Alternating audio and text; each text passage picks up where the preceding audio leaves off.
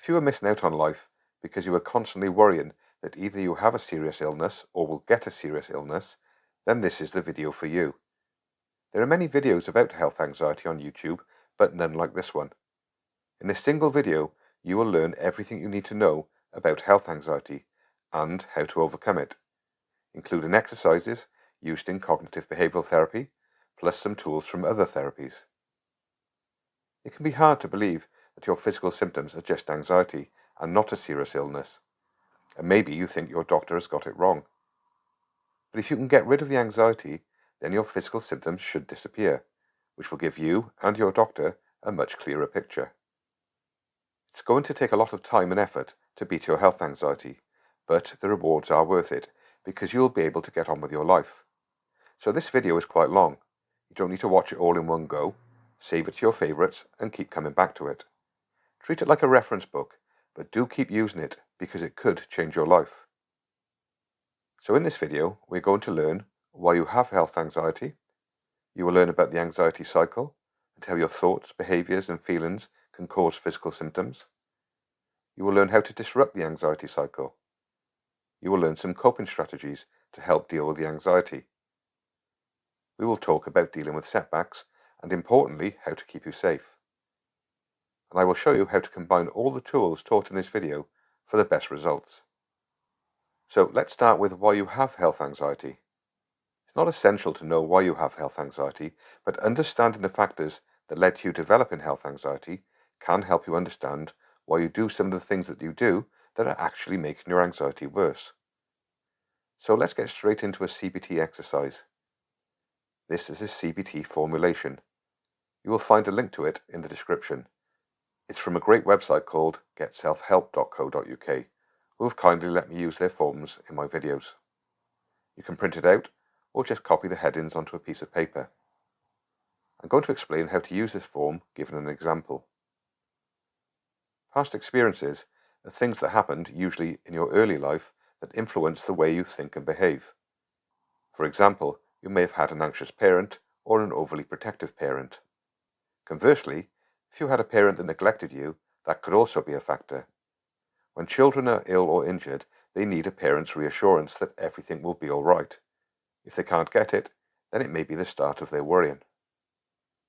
Maybe you had a parent or sibling who had a long-term health condition, so you spent a lot of time in hospitals.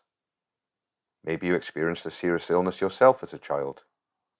In our example, Larry had a mother who suffered from generalized anxiety disorder. She worried about everything, including Larry's health. Consequently, he spent as much time at the doctor's as in school. Past experiences lead to your core beliefs, but let's take a look at critical incidents first, as they also play a part. Critical incidents are significant life events or experiences that have a strong emotional impact on you. Some examples are the loss of a loved one, a serious accident, a diagnosis of a serious illness, a medical error or misdiagnosis, a health scare that looked like it might be serious but turned out not to be, a traumatic medical procedure, or just the development of long-term symptoms that remain unexplained. In Larry's case, age 17, he had an asthma attack in his bedroom. He tried to call his mum, but she had headphones on, watching a YouTube video about lung cancer in children. By the time Larry's mum found him, he was unconscious and was rushed to hospital in an ambulance. So past experiences shape your beliefs and assumptions, and those beliefs are reinforced by critical incidents, which affect how you think, feel, and behave. Let's take a look at common beliefs and assumptions in health anxiety. I must be vigilant with my health or I will die from a serious illness. I must keep up to date on all the threats to keep myself safe. Doctors often get it wrong. I must have tests to be certain. A healthy body does not have symptoms. You may also have beliefs about anxiety. My heart cannot take all this anxiety. You may also have some completely irrational beliefs, like, if I keep thinking about cancer, then I'm more likely to get it. Larry's beliefs are, I'm in danger of dying young, and you have to take responsibility for your health because you can't trust anyone else. You can see how the first belief is linked to his overprotective mother, and the second from his critical incident. Your beliefs and critical incidents affect the way you deal with a trigger. A trigger is a stimulus or event that activates your anxiety. It could be a physical symptom. It could be hearing about a new disease on TV, or hearing about someone you know dying. Think of a recent trigger that you experienced. Write it down and then fill in the problem box. What thoughts did you have? Write this down under thoughts. What did you do? Write this down under behaviours. What emotions did you experience? And what physical symptoms or body sensations did you have? Larry's trigger was hearing about the spread of Mpox on the TV. His thoughts were, I could get Mpox and die. I had better learn about this. His behaviours were too many to list. He researched Mpox on Google. He asked his friends if they were worried about Mpox. He checked his body for signs of blisters. He noticed some white hard skin on his feet and took some photos to compare them with Mpox pictures on the internet. He scratched and prodded the white skin to test if it was just hard skin or an Mpox blister, and he made an appointment with a doctor. For body sensations, Larry wrote, sweating, funny feeling in my stomach, and soreness around the blister. Note how he has now declared the white skin on his foot a blister, which of course fits with Mpox. It's likely that the soreness on his foot is because he was picking at the skin, and the sweating and funny feeling in his stomach is probably anxiety. But Larry's new symptoms will trigger new thoughts, and the cycle will go around again. We will look at this anxiety cycle later, but for now, have a look at your formulation and see if you can link the way you thought, behaved, and felt in response to your trigger with your past experiences and critical incidents. You only need to do this formulation exercise once. If you need to take a break after this exercise, save or bookmark this video and come back to it later. Next, we will have a look at the anxiety cycle. We saw in part 1 how your past experiences and critical incidents shape and reinforce your beliefs. These beliefs drive the anxiety cycle, but the anxiety cycle also reinforces these beliefs. So let's take a look at Larry's anxiety cycle in action. Larry's trigger was hearing about the spread of Mpox on the news. Larry's beliefs are, I'm in danger of dying young, and you have to take responsibility for your health because you can't trust anyone else. When Larry heard about Mpox, his thoughts were, I could get it and die. This made him feel anxious. He felt hot and sweaty and had a funny feeling in his stomach. His behaviours were that he researched Mpox symptoms and checked for any imperfections in his skin. He thought the sweating might be signs of a fever, which he had learned was a symptom of Mpox, so he felt even more anxious. The sweating got worse, and he was so tense his muscles started aching. But again, he interpreted this as signs of Mpox. So he picked at every blemish or irregularity in his skin until it was sore, and then he went to see the doctor. The doctor told him that it was very unlikely that he had Mpox and increased his anxiety medication. But Larry's belief is that you can't trust anyone. Doctors can get it wrong, and he didn't even do any tests. So Larry carried on checking and seeking reassurance, and the anxiety cycle carried on going until Larry's anxiety exploded into a panic attack. To stop your anxiety getting out of control like Larry's did, you have to interrupt the anxiety cycle. CBT does this by working on the thoughts and behaviours part of the anxiety cycle. The most important part is behaviours, but before you can change behaviours, you need to be able to recognise problems with the way you think, and be able to challenge those negative thoughts which are driving the unhelpful behaviours. So let's start with recognising thinking errors. The first is catastrophizing. This involves imagining the worst possible outcome in health-related situations. For example, interpreting a minor symptom like a headache as a sign of a serious illness such as a brain tumour. Next, selective attention or filtering. This involves focusing exclusively on negative aspects of health information, while ignoring positive or neutral data. For instance, paying attention only to symptoms and ignoring reassuring test results. Or when you are Googling symptoms, you notice the possible serious diseases but ignore the non-serious ones. Mind reading. believing that doctors or others think you're seriously ill, even without them saying so. Labeling. Attaching negative labels to oneself based on perceived health issues, such as thinking, I'm a sickly person, rather than seeing it as a temporary condition. Emotional reasoning. Believing that because you feel a certain way, it must be true. For example, I feel like something is wrong with me, so there must be. Fortune telling. Predicting your future health status. I'm going to die young like my father, or I will get Alzheimer's like my grandmother. Here is an exercise. Pause the video and write in the comments the most common health-related thought that is causing you anxiety at the moment, and write down what sort of thinking error you think it is. If everyone does this, it will build up a good pool of examples, so you can all learn from each other. I will try to give some feedback on a few of them to help. Note, sometimes a thought can fit into one or more categories. When you feel anxious, get into the habit of identifying which thinking error is causing the problem. Say to yourself, there I go again, catastrophizing, or mind reading, or whatever the thinking error is. We will come back to thoughts later, but next we're going to talk about behaviours. Though the past may have caused you to develop health anxiety, it's the behaviours that you do in the present that fuels and maintains the anxiety. These behaviours are called safety behaviours in CBT. You use them to bring relief to anxiety by doing things to make you feel safer. The most common safety behaviours in health anxiety fall into the categories of avoidance, reassurance seeking, or self-checking, which is really a type of reassurance seeking. Here is another exercise. On the screen, you see a list of examples of safety behaviours. Pause the video and in the comments, tell me which ones you recognise in yourself. If you do some safety behaviours that are not on the list, share them in the comments also. See if you recognise any safety behaviours that others have commented. Resisting these safety behaviours is so important because they fuel your anxiety. But it's very hard when your anxiety is high, so you need some coping mechanisms to help you resist. Here are some healthy coping mechanisms. There is not enough time to go into them all, but I will include links to videos that explain them in more detail. This video includes chapters, so you can come back and click on these later. This chapter is called Coping Mechanisms. Mindfulness meditation is a great way of calming your mind. There is a link above that teaches you how to do it. Although it takes practice, it's reasonably simple to learn.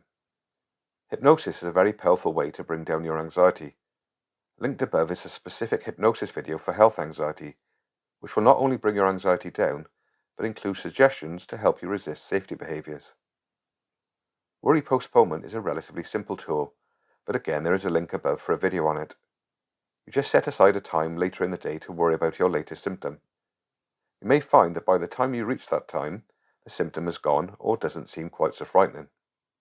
Exercise. Whether it's going for a walk, to the gym, or doing a sport you love, exercise can reduce anxiety and make you feel healthier. It also sends a message to the anxious part of your mind that you must be okay because you're exercising. Another way to diffuse the anxiety and resist safety behaviours is to challenge the negative thoughts and the use of safety behaviours. CBT has a tool for this. It's called a Health Anxiety Thought Record. There is a link in the description to this record on the Get Self-Help website.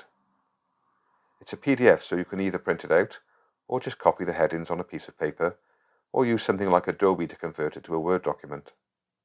Even if you're using the other coping mechanisms like meditation, I recommend that you use the Health Anxiety Thought Record frequently, particularly in the early stages. So this is the Health Anxiety Thought Record. I'm going to show you how to use it using Larry's worry as an example. First, you write down the situation in which your anxiety was triggered. Larry was watching the news. The trigger was hearing about Mpox, but it could also be a thought or a symptom. Next, you rate your anxiety from 1 to 100. Larry rates his anxiety as 80. In the next column, write down the unhelpful thoughts or images that you had. There are prompts at the bottom to help you. Larry's thought was that he would get Mpox. Rate how much you believe the thought. Larry rated it as 70%. Next, rate how much you focus on your body. Larry was very focused on his body and was inspecting his skin for blisters. So he rated that 90%. An important question is what is the worst thing about that? Larry thought that the worst thing about getting Mpox is that he could die. In the next column, you record what behaviours you employed. What did you do? Did you check yourself? Did you seek reassurance? Did you avoid doing anything? Larry wrote, I checked my skin, I took my temperature, I googled Mpox symptoms, I avoided going to the mall. Now it's time to challenge your thoughts. What would be a more rational and balanced perspective? The prompts at the bottom are very helpful. Is this fact or opinion? What would someone else make of this? What advice would I give a friend? Is my reaction in proportion? Is the problem that I'm seriously ill? Or is it my belief that I'm seriously ill that is causing physical symptoms of anxiety? Larry realizes he has been catastrophizing and filtering out the positive. He writes, Mpox is rare. I don't have a compromised immune system, so I'm unlikely to die even if I catch it. And he realizes he is probably sweating from anxiety, not a fever. Then rate how much you believe this perspective. Larry's not completely convinced, but writes 50%. Now read the prompts for the final column. What are the consequences of acting this way? What will help most? What would be the best thing to do for me and for this situation? Larry writes, Googling makes me panic more. I should calm down with hypnosis instead. Larry watches my hypnosis for health anxiety video on YouTube and feels a lot calmer. He re-rates his anxiety at 30%. This form is important because it forces you to use the logical part of your brain rather than the emotional part. People with anxiety disorders are ruled by the emotional part, which is called the amygdala. But doing this exercise regularly will strengthen the prefrontal cortex so that it can regulate the emotions from the amygdala. And more importantly, it will help you recognize and resist safety behaviors. Safety behaviors work on the part of the brain called the hippocampus. Every time you perform a safety behavior, it lays down a memory in the hippocampus that a certain situation or place is dangerous. So next time you are in that situation or place, you will experience anxiety. So if Larry keeps Googling Mpox and checking his skin and temperature, he will become more and more convinced that he has Mpox and feel more and more anxious. But if he resists the safety behaviors, he will feel less anxiety about it and be less prone to being triggered when he hears about Mpox or notices that he is feeling warm. So it's important to work on reducing your safety behaviors. The best way to do this is to keep a tally chart of them that looks like this. Write down all the safety behaviors you commonly use, and then put a 1 against them each time you use them. At the end of the week, total them up and rate how your anxiety has been that week. You will not be able to stop all your safety behaviors in one go, and if you try, your anxious brain will rebel. So, just set yourself a target to reduce them gradually. Focus on the ones you use the most. So if you are Googling symptoms 20 times a week, try to reduce it to 15 times in week 2, and 10 times in week 3, and so on. What you will find over the weeks and months is that as your safety behaviors reduce, so will your anxiety. This is a really powerful tool because over time you can see it working. Let's look at physical symptoms next, because this is the hardest thing about health anxiety. The anxiety itself can cause physical symptoms, and then you get anxious about the symptoms, which makes the symptoms worse. It's another anxiety cycle. But how can anxiety cause such a range of physical symptoms? Well, it's all down to the release of cortisol and adrenaline, because your brain is telling your body it needs to run from or fight a threat. So it speeds up your heart rate and breathing, diverts blood from your digestive system to your arms and legs, and increases your blood pressure. Here is a list of some of the common symptoms anxiety can cause, but this is by no means exhaustive. You probably spend a lot of effort trying to treat these symptoms, and I receive a lot of comments asking how to treat this symptom or that symptom. But the answer is the same for all anxiety-related symptoms. Don't treat the symptom, treat the anxiety. You cannot stop your body doing what it is designed to do. If your mind thinks your body is in danger, it will release adrenaline and cortisol. So you have to tell your mind that you are not in danger. And you do that by doing exactly what I've been teaching you. By challenging your thoughts and reducing your safety behaviors, you teach your mind that you are not in danger. So it stops telling your body to release adrenaline and cortisol. And when it does that, your symptoms will disappear. But how do you know whether it's anxiety or a serious illness? Unfortunately, there is no way of being 100% certain. But here are some things to think about. We all get sick at some time in our life, but self-diagnosing, self-checking, and seeking reassurance will definitely fuel your anxiety and give you physical symptoms. So it doesn't make you any safer, it just makes it less clear whether your symptoms are anxiety or something else. If you cut off the fuel for the anxiety and you continue to feel unwell, then it's probably time to go and see a doctor, and it will be easier for the doctor to diagnose you. But before you go to the doctor, here are some questions to ask yourself. Am I likely to have a serious disease at my age? Have I had these symptoms before? Is this something I can leave for a few days to see if it goes away? Have I been fueling my anxiety? Weigh up the evidence for and against your symptoms being serious, and then make a decision. If the evidence suggests that it could be serious, then go see a doctor. If not, give it a few days and see if it passes. So we have looked at thoughts, behaviours, and physical symptoms. But these are all being driven by your maladaptive beliefs, which are created by your past experiences and critical incidents, and fueled by your safety behaviours. Reducing safety behaviours will cut off the fuel, but CBT has a powerful tool called the Behavioural Experiment, which can change maladaptive beliefs in the long term. And when the belief has changed, the anxiety will go. This is a behavioural experiment form. There is a link to this form in the description. I will use Larry again to explain how it works. Larry has been experiencing a feeling of a lump in his throat and finds it hard to swallow. It's not there all the time, just sometimes. Larry has been Googling and convinced himself that he has throat cancer. In target cognition, you write the thought, belief, or assumption that you are going to test. Larry writes, I have throat cancer. Larry's belief in this is quite strong, so he writes 80%. Larry is very reluctant to do this experiment. He just wants to get to the doctor to be reassured that he's not going to die. So it's important to look for an alternative perspective. Larry has been using the health anxiety thought record a lot and has got better at challenging his negative thoughts. So he just challenges it in his head. He thinks, on the one hand, Google said that difficulty swallowing can be a sign of cancer. On the other hand, I'm only 28, I don't smoke, I drink very little, there is no throat cancer in my family, and the lump feeling isn't there some days. Martin's video about anxiety symptoms said a lump in the throat can be caused by adrenaline expanding the glottis in the throat. So it could be anxiety. So Larry decides it is safe to continue with the experiment. The experiment will be to postpone going to the doctor for a week. It is really important not to use safety behaviours in the experiment period. So write down which safety behaviours you might be tempted to use.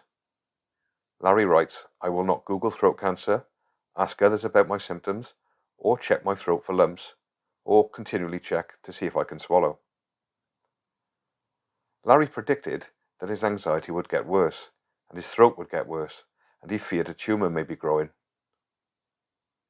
At the end of the experiment, you write what actually happened. Larry writes, my anxiety increased in the first few days, but doing mindfulness meditation helped. By the end of the week, my anxiety was much lower, and the lump feeling was gone, and I could swallow okay. In the final comment, write what you learned from this experiment. What did it mean for your original belief? Larry writes, it was just my anxiety causing my throat problem. Stopping my safety behaviours reduced my anxiety and made the symptom go away. Now re-rate your original belief. Larry writes 20. So before we look at how to combine all the tools you have learned, let's talk about expectations and setbacks. You can't cure anxiety because anxiety is a natural and important emotion that all humans experience. But you can reduce your anxiety so that it is no longer an anxiety disorder. This does not happen quickly. Each time you employ safety behaviours, your brain makes neural connections that increase anxiety. Each time you resist them, those connections weaken. So progress is very dependent on the ratio between resisting and giving into safety behaviours. Remember though that you have to give them up gradually or your brain will think that you are being irresponsible and send you stronger anxiety. If you commit to this program, you should start seeing results within 3 to 6 months. Some people see them even earlier. But anxiety is not a switch. You don't wake up one morning and say, "Hey, my anxiety is gone." But when you look back at your worry records, you will think, "Hey, I don't worry about that anymore." Anxiety recovery is gradual. And if you feel better at 6 months, don't stop using CBT. The skills you learn in this video can be used for life. That doesn't mean you'll be filling in these forms all your life. The forms teach you how to challenge your thoughts and change your behaviours until you do it automatically. When you reach that stage, anxiety will no longer rule your life. When I've made similar videos to this for other anxiety disorders, I've received comments from people 1 or 2 years later saying, "I forgot to thank you. My anxiety is so much better now." But let's be honest, this is hard. Giving up ingrained safety behaviours and long-held beliefs is not easy, and there will be setbacks. You might suddenly realise that you've spent the last hour Googling symptoms again. Don't be angry with yourself. This is completely normal.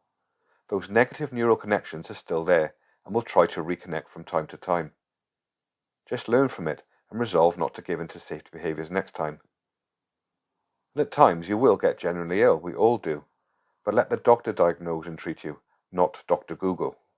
The question I'm often asked is how often to use these CBT tools. There is no one answer that suits everyone. You have to go at the speed that suits you, but here is a general guideline. In week 1, do the formulation exercise. You only need to do this once. Also, start spotting your thinking errors. In week 2, write down all your safety behaviours and have a go at 1 or 2 health anxiety thought records. In week 3, turn your safety behaviour list into a tally chart. In the first week, just record how many times you use each safety behaviour. Do 1 or 2 health anxiety thought records. In week 4, start reducing the frequency of some of your safety behaviours. Keep using this tally chart for as long as necessary, but typically this could be 3 to 6 months depending on progress. It only takes a few minutes to fill in, so it shouldn't be too much work. Keep it somewhere accessible so you don't forget to log your safety behaviours. Again, continue using the health anxiety thought record once or twice a week. To help you with your safety behaviour reduction, use the coping mechanisms when you feel anxious. If you don't have time to learn something like mindfulness meditation, use the meditation app. Or you can use my health anxiety hypnosis video, which is free. Or just try worry postponement. From week 4 onwards, keep working on reducing your safety behaviours with the tally chart and doing 1 or 2 thought records per week. Keep using the coping mechanisms and always be mindful of your thinking errors. Maybe around week 6, start introducing behavioural experiments, doing 1 per week for the next few weeks. By now you will have used all the tools that you have learnt, so over the following months keep using them and you will find your anxiety gradually reducing. But when do I stop using the forms? When you are automatically doing what the form teaches you to do, you don't need to use it anymore. If you automatically challenge your thoughts and look for an alternative perspective, then you don't need the thought record. When you hardly have any safety behaviours and you are good at spotting them and resisting them, you can stop using the tally chart. Use the tools in combination. Look at how Larry combined the tools when doing the behavioural experiment. For that, he used the form, but he automatically thought of an alternative perspective in his head because of his prior practice with the health anxiety thought record. He also used meditation as a coping mechanism to help him not use the safety behaviours that he identified on his behavioural experiment form. So now you have all the tools and knowledge to overcome your health anxiety. It will be difficult, but you can do it. You can beat your anxiety. It's taken me many hours to record and edit this video, so I would appreciate any likes, shares and subscribes, or small super thanks. But what I would really like is that you let me know your progress. If in 6 months or a year's time you've forgotten all your health worries, try not to forget to come back and tell me in the comments. It makes all the effort worthwhile to see my videos are changing people's lives. Take care now.